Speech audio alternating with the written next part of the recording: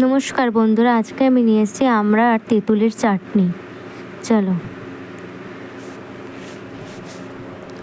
আমড়াগুলোকে কেটে নিয়েছি, ধুয়ে নিয়েছি ভালো করে আমড়াগুলোকে। এবার তেঁতুলটাকে আমি একটুখানি বাটি জল নিয়েছি, যে জলের মধ্যে তেঁতুলটাকে গুলিয়ে নেব। ভালো করে তেঁতুলটা গুলিয়ে নেব এর মধ্যে দিয়ে তারপরে আমি এখানে কড়াই বসিয়ে দিয়েছি। কড়াইয়ে তেল দিয়ে দিয়েছি অল্প। কড়াইয়ে তেল বসিয়ে দেওয়ার পরে এখানে আমি 5 ফোড়ন, শুকনো লঙ্কা, তেজপাতা দিয়ে দিয়েছি। দিয়ে 2 মিনিট ভালো করে ওগুলোকে নেড়ে চেড়ে ভেজে নেব।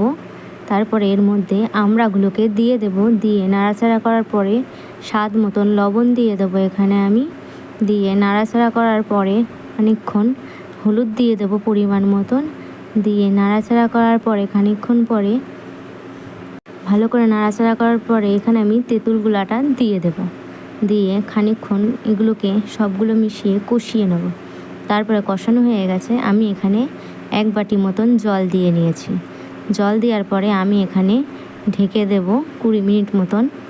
20 মিনিট পর ফিরে এসেছি, দেখো 20 মিনিট পর অনেকটাই হয়ে গেছে সেদ্ধ। আমি এখানে এবারে দেখে নাড়াচাড়া করে এখানে আমি চিনি দিয়ে দেব। দিয়ে একটু নাড়াচাড়া করব। দিয়ে আমি এখানে আরেকটুখানি চিনি দিয়ে নেব। দিয়ে একটু নাড়াচাড়া করব। যে যেরকম মিষ্টি খায় সে সেরকম দিতে পারে। দেখো চাটনি তৈরি। যারা যারা আমার চ্যানেলে নতুন তারা লাইক, কমেন্ট, সাবস্ক্রাইব করে দিও চ্যানেলটাকে। নমস্কার।